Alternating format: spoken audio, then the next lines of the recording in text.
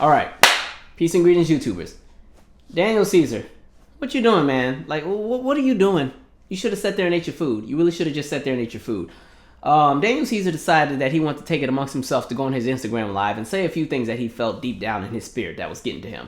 So, if you remember, there was this white woman named Yes Jules who got a bunch of clapbacks from a lot of folks because she pretty much, long story short, went into a black space, decided she wanted to be disrespectful in that black space to the black people in that space, and thought that her points were valid because of who she was and the accolades that she had. So people told her about herself and really lit into her. Now, mind you, this was back in January. So Daniel Caesar decided, I guess last night, that it was just something he was losing sleep over this crap or something, I don't know. But he decided he wanted to go on Instagram Live, do this long video rant about his issues with black folks. So let me play a piece of the clip, because I'm not going to play the whole thing, because it was 5 minutes, because he had that kind of time for black folks today. And then I'm going to say my 2 cents. So here we go. Why are we being so mean to Jules? Why are we being so mean to white people right now? That's a serious question. Why is it that we're allowed to be disrespectful and rude to everybody else? And when anybody returns any type of energy to us, that's not equality. I don't want to be treated like I can't take a joke. White people I see what you're saying. White people have been mean to us in the past. What are you gonna do about that? Tell me what you're gonna do about that. There's no answer other than gaining understanding and keeping it moving. That's some biblical. Yo, bridging the gap, man. You have to bridge the gap. Me and my dogs right here. We have the opportunity to employ black people. Mm-hmm. We put so much money in black people's pockets, but also we put money in white people's pockets. That's just what it is. Yo, you guys serious?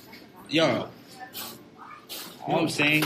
You have a pure soul because your goal is love. You have to look. Yo, are we winning right now as a culture, or like, are we on top of society?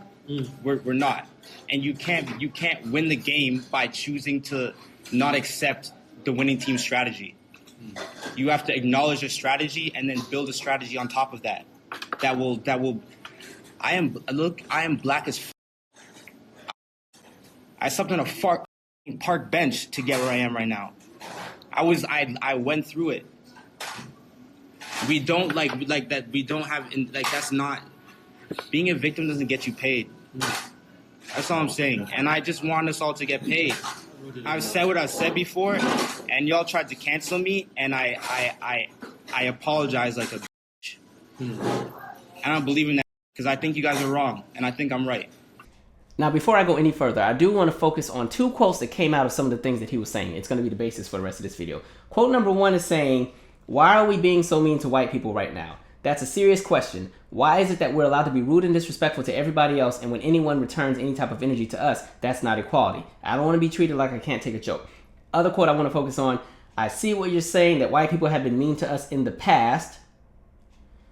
What are you going to do about that? Tell me what you're going to do about that. Are we winning right now as a culture? Are we popular in society? We're not.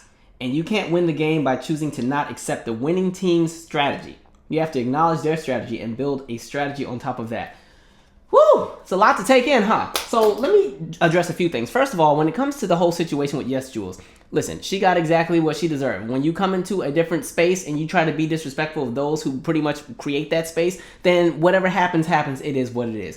And we have to be careful with that because a lot of times people come into black spaces or align with black culture and this, that, and the third, and then they think they can be disrespectful and say anything they want just because they like our music or they like our food or they like our clothes or they're friends with us or they're married to us or they have a biracial child. They think all of a sudden that makes them exempt from doing anything that could possibly be racist or racially insensitive or just straight up disrespectful. Michael Rappaport is a perfect example of that. He always opens his mouth about something in association with black folks and he jumps into conversations he's never invited to. Perfect example. But the issue I have with Daniel Caesar to begin is, why is it that whenever people get on, and I say when they get on, I mean get on the backs of black folks. The minute they get a piece of something, the first thing they want to do is throw black folks under the bus. Can we go back into the origin of his career? So he initially comes out 2014, 2015. Not a lot of people know who he is. The only buzz he's really getting is coming from black folks who spend their time on the trenches of the internet looking for good music, specifically really hardcore R&B fans. And so he gets some buzz from that demographic because they're like, there's this great guy that he makes great music, great vocal arrangements, very melodic, just very soulful. Just give him a chance, guys, give him a chance. And he gets all this acclaim. His album, the first album that came out back in like 2014, even gets like rated as like one of the best R&B albums that came out in that era. And so fast forward to August of 2017 when he comes out with the new project. All of the buzz that he's getting is coming from black folks because white people don't even know who he is. You know, there's no radio play, there's no radio support. It was all word of mouth. And his album, you know, it debuts. And then when it comes to the radio support, who are the first stations giving him that support? Urban AC radio stations. By the way, I hate the usage of the word urban, but just for the sake of this argument, that's what they use in the industry. Urban AC radio stations. Those are the stations that are owned by Radio 1, black-owned company. And they pretty much specialize in R&B music and soulful music and music of the past, and they're marketed to audiences over the age of 25, people who tend to really, really love R&B. So he starts getting a lot of airplay on the urban AC stations. That therefore shifts the support, and it goes to the rhythmic radio stations and the hip-hop radio stations, and they start supporting. And then guess who follows suit finally once they see that enough black people are paying enough attention to this individual? The pop stations jump on, because we know that in this industry, pretty much once black people say somebody is cool, everybody else hops on it. That's why pretty much a lot of the pop acts, they will go in a line and collab with a rapper to get some street cred, just so they know that they can get a bigger share of the market. You know, if you look at a lot of the pop acts who are out right now, they are very, very, very, very R&B influenced, hip-hop influenced. They run with all the hip-hop acts and all the R&B acts. The way that their dressing is different. The way that they present themselves is very different. Their sound is very different than how they came out a few years ago. That's how it's always been. Because at the end of the day, can we be honest? Black people are the gatekeepers to what's hot and what's not when it comes to pop culture, whether you agree or not. Even though we may not have a monopoly on the industry when it comes to the tangible wealth that comes from it, everybody's watching what we're doing. That's why these corporations, they have people that they hire just to follow people on Black Twitter to see what black folks are talking about. See who's the next person they need to endorse, who's the next person they need to sign, who's the next person that needs to get some kind of, you know, development deal or some kind of product to release or a makeup line or whatever else it is. People are watching and seeing what we're doing. That's how it's always been. And so to watch him, you know, after the support that we've given him to get him on his feet, because you got to think about the sound that he has. When he came out in 2017, that's not a sound that was being played on pop stations. Pop stations, you know, if they're going to play anybody black, it was Drake. It was Rihanna. Beyonce was kind of still out, but they weren't even really playing B like they normally do. So, you know, that was pretty much what pop stations were playing if they're going to play anything from black artists, specifically R&B acts. R&B was getting no radio play. It wasn't until he started getting support, and I mean heavy support, from urban AC stations and rhythmic stations and hip-hop stations before pop audiences caught on. So, you know, don't go out of your way to trash the demographic of people who put you on. You know, just because you done did a few weed head festivals and everything, now you think you're the gatekeeper to intelligence and how the world should be. I think not. So let me go and go against some of the points that he made.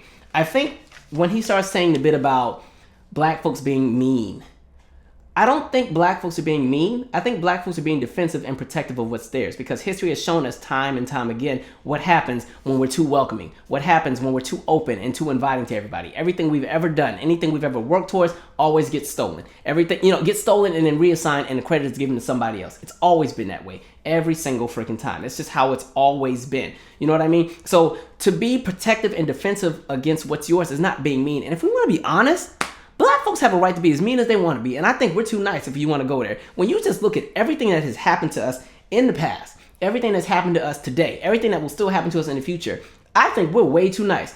I think folks should be grateful for the fact that black people are not rioting and burning everything down every single day. And I'm not talking about in their neighborhood. I'm talking about in your neighborhood. Y'all should be grateful. Because when you just look at the history of everything that has happened to black folks and everything that's still continuing to happen to us, you know, we have a right to be outraged. And the fact that he says this bit about, you know, things that happened in the past and we need to get over it. What do you mean get over it? We're still living in it right now. Even the books I'm sitting in front of will give you a story of how America, everything in this country works full cycle, and how things have happened in the past and they're still happening today. Let's go. I'm not going to go through all these books, but listen, just the titles alone. Because people always think, like, when it comes to racism, they just think it all ended. But some of the books I'm sitting in front of give you context of what's happened in the past, how it's happening again, and how a lot of the things that affect us today still have origins in the past. You just can't escape from the past. It doesn't go that way just because you feel some kind of way. Long story short, I'm going to just skip through a few, but the new Jim Crow, prime example, that's the judicial system. American Nightmare, Innocence Lost, How America Was Lost, how Europe underdeveloped Africa, Germany's Black Holocaust, 1890 to 1945, you know, the Assata Shakur book. Why busing failed, parliamentarism and the assault on democracy in Haiti. High rises, that's all about projects and the creation of them and the origins of where they came from. Soledad brother, that's the dude that spent all the time in jail for something he didn't even do. Poison City, that's about Flint. 8 years we were in power. How we thought since Obama was in office all was going to be well, and then we learned the hard way.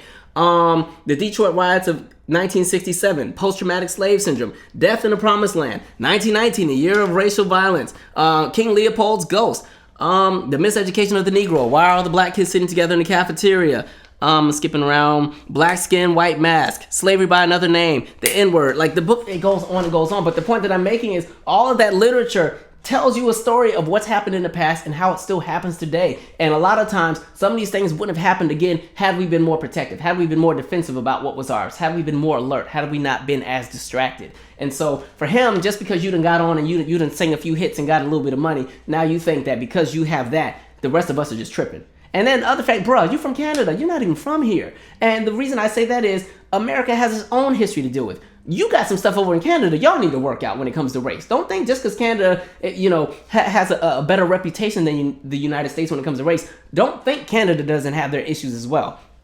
And so I just found that interesting. And so, another element is he seems to be somebody who wants to present himself as somebody who's cultured, somebody who can be universally loved, somebody who, can be embraced by everybody. That's cool. That's fine. My issue is this. Why is it that we always associate the idea of being cultured as being as far away from blackness as possible?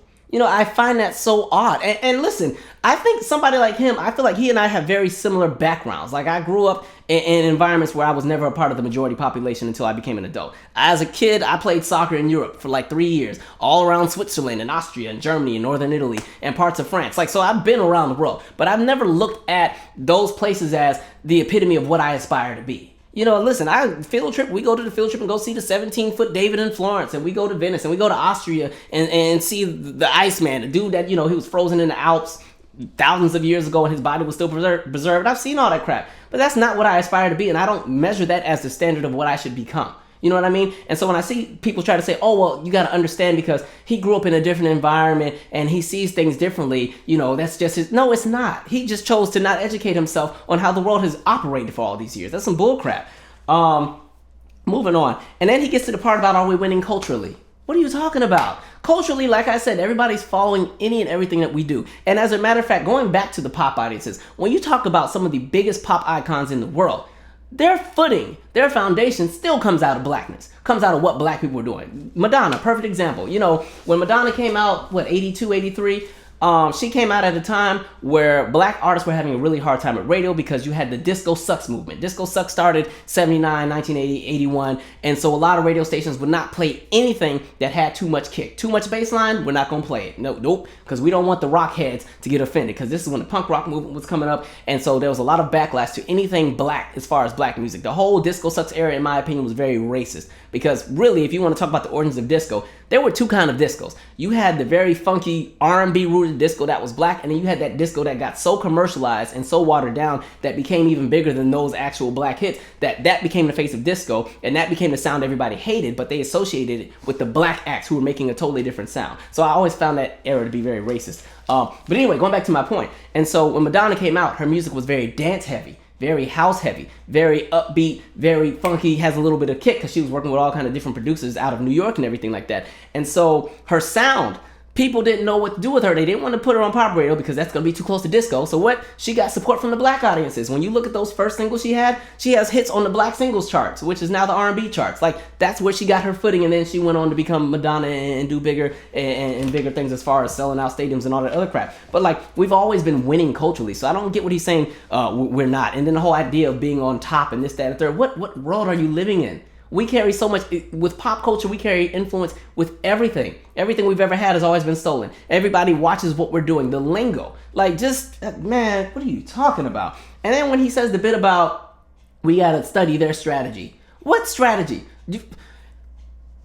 If we talk strategy of what white people have used in this country to get on top, it's not a great one. It's bloodshed, it's genocide, it's slavery, it's sharecropping, it's redlining, it's keeping people out of access to resources, it's pillaging and murder and death and genocide, imperialism. It's a bunch of different things I don't want any association with. I don't need that in my lineage, and I don't need that in my bloodline. So They can have that if that's the strategy that they want. You know, it's also a very unrespected strategy, by the way. You know what I mean? The colonization, like, that's been the strategy the whole time. Stealing everything that wasn't there is taking credit for it. You know, bloodshed, just who wants that? That's not a strategy. That's oppressing other groups of people so that you can climb on top. If you're going to really get on top, earn your way there. You're living in a country right now where you have a bunch of rich white kids who scam their way into college. On the flip side, you have black parents who are going to jail because they use a different address so their kids had a better opportunity just to go to a K through 12 institution. Not even college, just K through 12 institution, something public. You have those black teachers in Atlanta who are going to jail because thanks to No Child Left Behind, which fortunately ended in December of 2014. By the way, No Child Left Behind, the goal was so that every child could be proficient in English and in math by 2014 of December. Hasn't happened. But anyway, with that program, the main issue with that program was if the school didn't meet the requirements, they lost funding. And so in order for the schools to keep the funding, they had to perform a certain way on these standardized tests. The kids weren't doing it. The teachers were like, listen, we're just going to have to cheat and do something so we can keep our funding, so we can even stay open, so we can provide the adequate resources we have to provide to these students. They cheated. Now they're all going to jail. Everything like that. You have students who people don't even believe that they scored what they scored on their SATs. You have that black student, that black young lady who scored 400 points higher on her SAT when she took it the second time, and they think she cheated. They want her to prove it again. They want her to take the test again. You have that black athlete, I forgot what school it is, but it's one of them schools in the South. I want to say in Gulf area somewhere, where they don't think he scored what he scored on his SAT, and they want him to take it again. Like, that's the reality that we're living in. So when you're talking about a strategy to be on top, one group has always cheated their way up to the top and done all kind of terrible things. The other group has always tried to be as honest as possible. And so if you're going to sit here and say we need to use their strategy, that means if you want to talk about strategy, it's not a great one. You just said we need to not be so mean to white people, but if that's the case, if you want us to use the strategy they have, that means we might have to do some trifling things to get up a little bit. Is that what you're asking for? And so when he said the whole bit about equality, I think sometimes people associate the idea of equality with having what white people have. Equality can also work the other way. You want equality? White people should experience everything black people have ever had to experience, whether it's slavery, whether it's the sharecropping, whether it's being left out of certain opportunities, even the crack epidemic, which I think was federally funded anyway. Like, they should experience all of that and experience it the same way we did, where everything was punitive, where everything is our fault. You know, the idea of him saying that thing about, you know, we have the falsified victimhood and we're being fake victims and this, that, and the third. And his justification was, well, I slept in a park bench, so I know what it's like. Bruh, that's not how the world works. And listen, if you ain't careful, you're going to be back on that park bench, to be real honest. So, you know, I don't know what to do with Daniel Caesar. And his issue is he's taking feelings, how he feels, how he thinks other people feel, and using that as a justification to just ignore everything else that's structural, that still affects people today. Everything is structural. Everything has a history. Everything has a cycle. It's not about feelings. Who cares that just whatever her name is got her feelings hurt because people told her to mind her business? Who cares? She's going to be all right. Like, that's the other thing. White people don't need our help. They will be okay. They've always been okay. You know, and they show us that every time they go and vote. As a collective, every time they go and vote, they let you know where they stand. And we recognize that there are white people who do not share the same sentiments as the racist ones who live here. However, they still benefit from it. You know what I mean? That's the reality of what is. So who cares about how just whatever her name is feels? Who cares that you feel some kind of way that people were mean to her? You know, especially with hip hop, black women in hip hop, you already recognize. Hip hop the industry has created a space where there's only room for one or two black women to be in hip hop at a time, let alone have any success. And so, like I've said before, everything we've ever had, especially in pop culture, has always been borrowed and stolen. That's why when you look in history books, who's the greatest selling rapper of all time? It ain't one of us, it's Eminem. You know what I mean? Look at how easy it was for somebody like Iggy Azalea to get a #1 hit. Meanwhile, black women for years have been fighting and clawing and coming out with all kind of projects and albums, and they wouldn't even get the same support. Ever. No ifs, ands, or buts. Yes, Little Kim has a #1 because she was on Lady Marmalade, but whether she was on it or not, that song was going to #1 because Christina Aguilera and Pink were on it. Because it was a big remake and it was going to be huge for 2001. You know what I mean? That's the reality of what is. You know, if you look at the most recent female rapper to get a #1, it ain't a black woman. No disrespect to Cardi B, but that's just the industry. That's how it's always been. So I think, Daniel, you bruh, eat your food. Eat your food and stop talking. Stop talking. Because the funniest bit is when you watch the clips and you see the people who are egging him on in the comment section, yeah, you tell it. Who were the main group of people egging it on? It wasn't us. That's all I'm saying. Anyway, I'm out. Subscribe.